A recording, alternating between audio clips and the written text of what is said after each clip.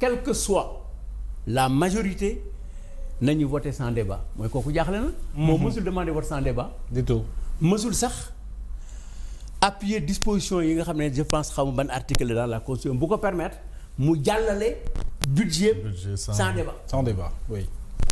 ñu ne ko doon def. mais bi mu toll mu ngi ko doon defloo nit ñi. moo lay wane donc gouvernement bi ñoo fauté c'est le régime d'avant et le régime actuel. ñoo bokk benn jëf benn lëf ba mu ëgsi fii. absolument waaw. alors ci même question Théodore ci wàllu 1000 milliards yi ak dette cachée bi nga xam ne discours bi évolué dafa mel ni gars ñi nag bëggatuñ ci wax alors que aujourd'hui xam nañu ne loolu moo nu andil fi nu toll nii ci ay jafe-jafe sunu ay finances publiques naka ngay jàngatee loolu. bon 1000 milliards yi j'ai awma vraiment envie wax ci parce que premier ministre en tout cas Ousmane Sonko daf ñu tàmmal ay déclarations intempestives maanaam génn rek. teel ma rajax après doog a dem vérifier ji gis nañ ko fi mu téye ay kayit ne rapport baa ngi nii joxe rapport bi mu ne damaa juumoon waxal xaw ma fu rapport bi nekk donc vraiment yooyu moom xaw ma déclaration politicien la xaw ma inconséquence la mais en tout cas daal awma trop envie wax ci parce que ñëpp xam nañ ce qui s'est passé c'est ça. Maintenant, par rapport à la dette cachée, qui me gënoon a yërëm keroog Assemblée nationale, c'était le ministre de l'économie. Quand même.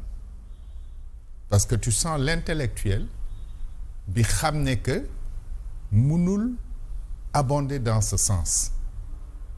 Tu le voyais hésiter après mu ne bor bu ñuy fay kañ nëbbuwul et cetera mais loolu depuis le début ñu ngi koy wax.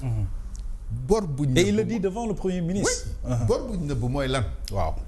yow boo ne awma bor bi ba pare di ko fay te kon ko ameel ñëpp xam ne ni ameel nga ko lan mooy bor bu nëbbu loolu xel nanguwu ko maintenant est-ce qu'il y a eu une manipulation sur les chiffres un déplacement des données et cetera est-ce que le comment dirais-je oui, allez-y.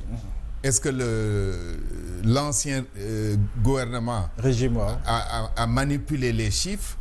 Je pense que c'est vrai. Mais si quelqu'un a manipulé les chiffres,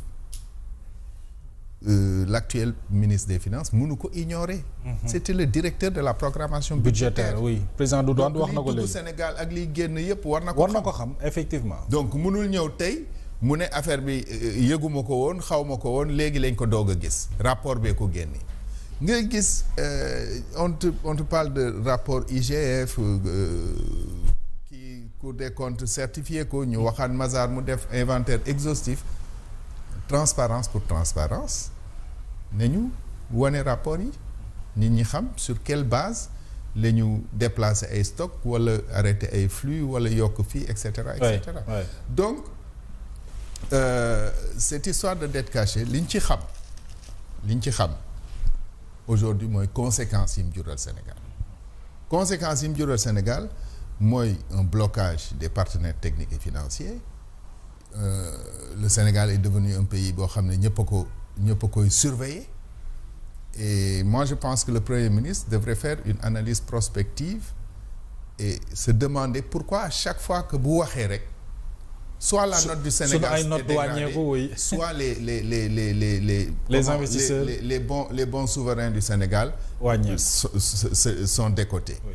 Donc loolu boo fa tolloo man wax naa toujours kilifa da ngay xam fan ngay waxee kañ ngay wax ak naka ngay wax. alors am na lu ko Tafsir laaj mais d'accord ci en voyant sa réaction mooy taux d'endettement bi PIB bi Tafsir dafa ne léegi boru ñële la plus yéen parce que yéen am na diir bi ngeen tàmbali mais il semblait que le Premier ministre d'accordul ci loolu dafa mel ni bor bi dañu ko bëgg a méngale ñi nga xam ne ak maanaam ni ñu ko calculer ak le régime passé. bor bi forcément bori ñële la.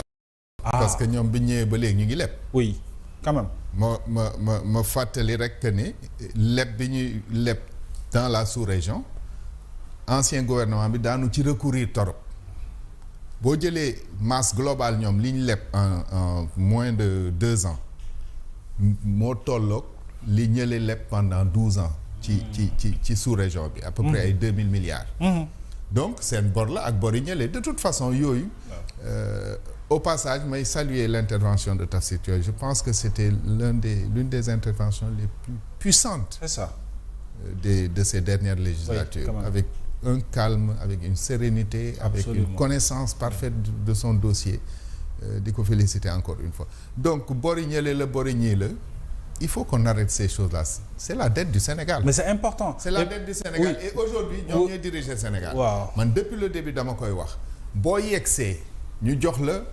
léngéey ne la doxalal héritage bi am na solo maanaam li nga fi fekk am na solo nga saytu ko am na solo nga leeral ko exactement mais yow ba ngay laajte l'État est une continuité ba ngay laajte da ngay laajte parce que da nga ne ki fi nekk mënul Sénégalais yi teggi fi Macky Sall teg la fi donc yow mesuré woon nga yaatuwaayu tool bi nga ñëw ba yegg si ñu jox la gopp yeeg soox-soox yi nga ne xaaral ma xool ma natt tool bi c'est pas possible tool bi yaa ko laaj te di nga ko béy par force il faut qu'ils se mettent à travailler ñu bàyyi wax ju bëri ji parce que loolu intéressé wul Sénégalais yi bu ñu ko continuer effectivement comme ni ko Amadou Ba waxee woon on risque d'aller vers une faillite et ça va être très très très très grave pour ce pays boo gisee ni ministre des finances di waxee daf naan 6 000 milliards yi nga xam ne moom lañ war a fay déwén bëri na waaye mun nañ ko on n'attend pas d'un ministre des finances mu ne mun nañ ko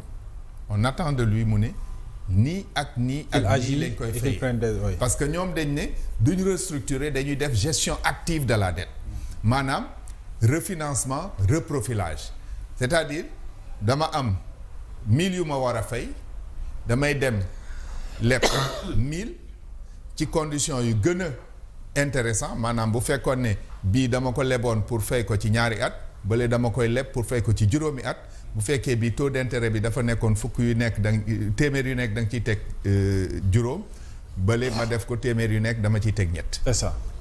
mais loolu Sénégal amul possibilité bi tey. très bien. yow ba ñuy am B+. sax. xëj na mënoon na nekk. mais nga nekk CCC+. quand même c'est-à-dire un état à surveiller. kan moo lay lebal dans des conditions beaucoup plus favorables donc loolu mooy péché bi c'est-à-dire mënoo ñëw nga ne parce que en fait dañuy teg ne sénégalais yi jànguñ que sénégalais yi xamuñu mais nit ñi dañuy gëstu li ñuy wax fii yëpp sénégalais yi xamuñu. c'est ça. Restructuration reprofilage c'est un langage diplomatique parce que les effets sont les mêmes c'est-à-dire il n'y a pas de différence en termes de finances entre une restructuration et une gestion active de la dette.